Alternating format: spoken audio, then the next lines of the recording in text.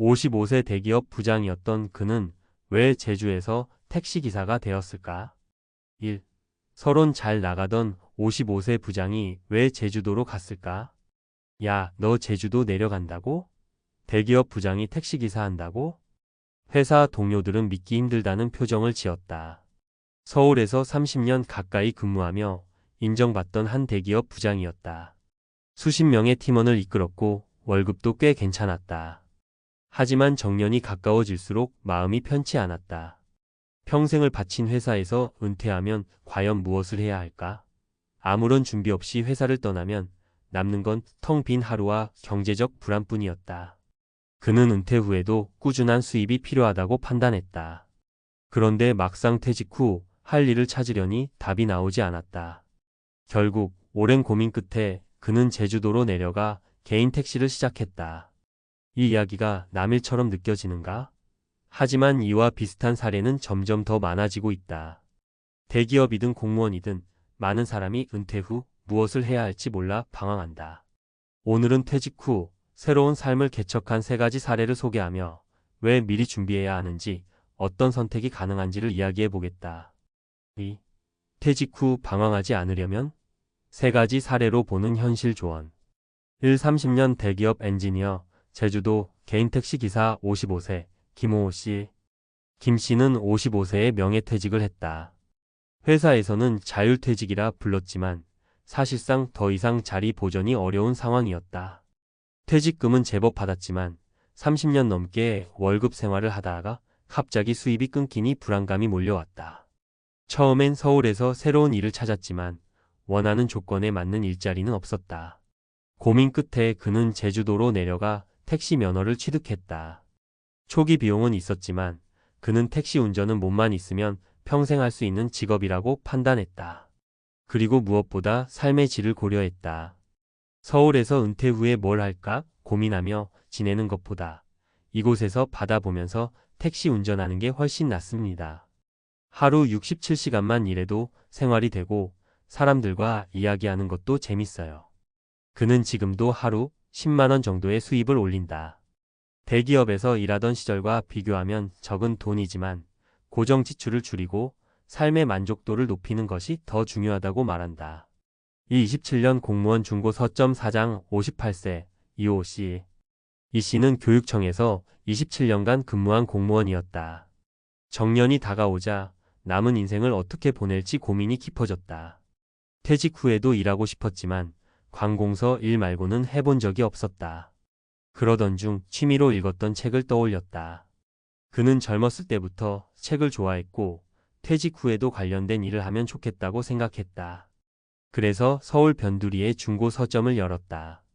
초반에는 적자였지만 차근차근 운영 방법을 익히며 적응했다. 수입만 보면 대기업 다니는 친구들보다 훨씬 적죠. 하지만 저는 이제 스트레스 없이 살고 있어요. 하고 싶은 일을 하면서 살 수 있다는 게 은퇴 후 가장 중요한 겁니다. 그는 자신처럼 책을 좋아하고 사람들과 소통하는 걸 즐기는 사람이라면 작은 서점이나 북카페를 운영하는 것도 좋은 선택이라고 조언한다. 3. 25년 제조업 근무 반찬가게 창업 60세 박오 씨. 박 씨는 25년 동안 중견기업에서 근무했다.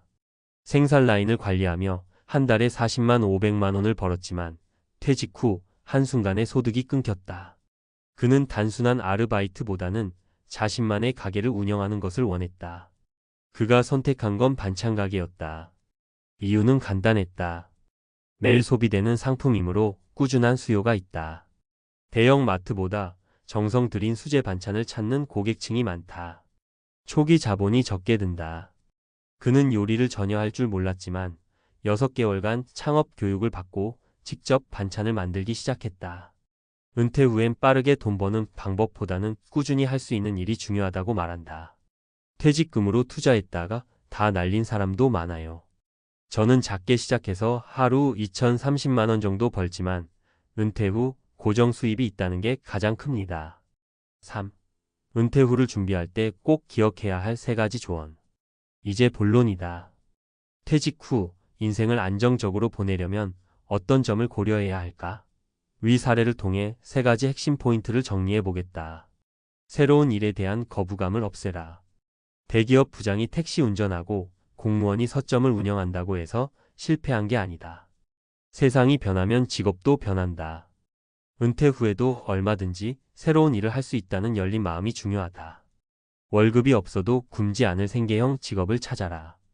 퇴직 후 가장 큰 고민은 고정 수입이다. 은퇴자 중 많은 사람이 일하고 싶다고 하지만 정작 할 일을 찾지 못한다. 안정적인 소득이 지속되는 일을 미리 고민해야 한다. 소비를 줄이고 소소한 행복을 추구하라. 대기업 부장 출신이 제주도에서 하루 10만 원 벌면서 만족하는 이유는 소비를 줄였기 때문이다. 은퇴 후에도 월 500만 원을 쓰는 생활을 하면 아무리 돈을 모아도 부족할 수밖에 없다. 자신의 생활 방식을 바꾸는 것이 먼저다. 4. 결론. 당신의 은퇴 준비되었는가? 난 아직 정년까지 멀었어. 은퇴 후에도 알아서 살 길이 생기겠지. 이런 생각을 하고 있다면 지금부터라도 현실을 직시해야 한다. 위 사례의 공통점은 퇴직 후 방황하지 않고 빠르게 적응한 사람들이라는 점이다. 누구나 은퇴 후에는 새로운 길을 찾아야 한다. 하지만 아무런 계획 없이 맞닥뜨린다면 불안과 후회 속에서 살아갈 수밖에 없다. 오늘 당장 은퇴 후의 삶을 구체적으로 생각해 보자. 내가 좋아하는 일은 무엇인지, 어떤 일을 하면 꾸준한 수입을 만들 수 있을지 고민해야 한다. 나는 무엇을 할 수 있을까?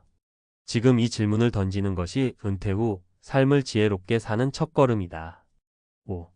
은퇴 후에도 흔들리지 않는 삶을 위한 실전 전략. 지금까지 55세 대기업 부장이 제주에서 택시기사를 선택한 이야기부터 공무원 출신 서점 주인 그리고 반찬가게 사장까지 다양한 사례를 살펴봤다. 하지만 여전히 많은 사람들이 나는 뭘 해야 하지? 라는 고민에 빠진다. 막연한 불안 속에서 퇴직을 맞이하지 않으려면 은퇴 후에도 흔들리지 않는 삶을 위한 실전 전략을 세워야 한다. 일내 성향에 맞는 생계형 직업을 미리 탐색하라. 사람마다 성향이 다르다. 어떤 사람은 사람을 상대하는 일이 좋고 어떤 사람은 혼자 조용히 일하는 걸 선호한다. 중요한 건 내가 지속적으로 할 수 있는 일인지다. 혼자서 하는 일을 선호하는 사람. 주식 투자, 부동산 임대업, 온라인 쇼핑몰 운영, 콘텐츠 제작 유튜브, 블로그, 전자책 출판, 소규모 농업 기농, 텃밭 가꾸기 후 직거래. 사람을 상대하는 일이 편한 사람. 학원 강사, 과외 교사 퇴직 후 경력을 활용. 노인 대상 건강관리 서비스 요가, 운동 코치, 가이드 및 여행업 로컬 투어, 외국인 대상 가이드. 위의 사례처럼 자신의 성향을 먼저 파악한 후 그에 맞는 일을 찾는 게 중요하다. 이 은퇴 후 월급 없이도 살아가는 3가지 경제 원칙. 퇴직 후 삶에서 가장 중요한 건 현금 흐름을 어떻게 유지하느냐다. 지금처럼 매달 월급이 들어오는 구조가 사라지면 소비 습관과 자산 관리 방식도 바뀌어야 한다. 돈이 나가는 구조부터 점검하라. 퇴직 후에도 가장 큰 부담은 고정비다. 예를 들어 주거비 자가냐, 전세냐, 혹은 소형 주택으로 옮길 것이냐? 차량 유지비. 퇴직 후에도 자동차가 필요할까? 불필요한 지출. 외식, 취미 활동, 구독 서비스 비용은 어떻게 조절할 것인가? 고정비만 줄여도 매달 5만 100만 원의 차이가 날 수 있다. 자본 소득을 만들 준비를 하라. 퇴직 후에도 일정한 소득이 있어야 한다. 이를 위해 자본이 돈을 벌게 만드는 구조를 고민해야 한다.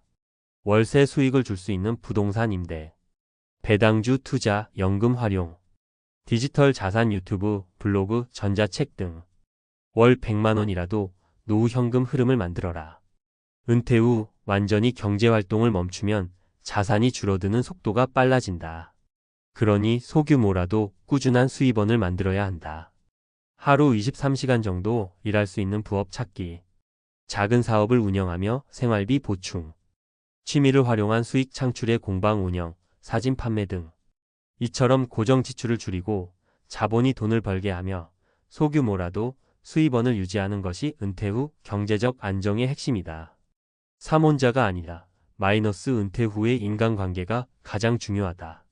퇴직 후 많은 사람이 우울감을 겪는 가장 큰 이유는 사회적 연결이 단절되었기 때문이다.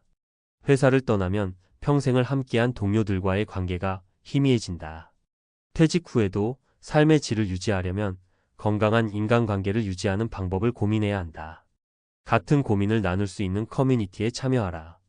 퇴직자 모임, 봉사활동, 동호회 가입, 온라인 커뮤니티 은퇴 후 경제공부, 창업 관련 그룹, 독서 모임, 명상 모임 등 관심 있는 활동을 지속. 기존 인간관계를 정리하고 새로운 관계를 만들어라. 의무적인 관계보다 함께 시간을 보내고 싶은 사람과 교류. 건강한 관계 유지, 무리하게 인간관계를 유지하려다 스트레스 받지 말 것. 가족과의 관계를 다시 설정하라. 퇴직 후 가정에서 아내 또는 남편과의 관계가 더욱 중요해진다. 오히려 은퇴 후 배우자와 갈등이 깊어지는 경우도 많다. 내가 집에서 이렇게까지 불편한 존재였나? 라고 느끼는 순간이 올 수도 있다. 그래서 은퇴 후에는 각자의 공간과 취미를 존중하는 관계 설정이 필수다. 무작정 배우자의 생활에 간섭하기보다 각자의 시간을 존중하는 태도가 필요하다. 6. 퇴직 후 남들처럼 살지 마라. 당신만의 인생을 개척하라. 퇴직 후 성공적으로 새로운 인생을 개척한 사람들은 하나같이 나는 남들처럼 살지 않겠다는 의지가 있었다. 은퇴 후에도 내가 할 수 있는 일을 찾겠다. 돈이 줄어도 삶의 질을 높이는 방향을 찾겠다. 혼자가 아니라 함께 살아가는 방법을 고민하겠다. 55세 대기업 부장이 제주에서 택시를 운전하는 이유도 단순히 돈 때문이 아니었다. 그는 새로운 삶의 방식을 선택했을 뿐이다.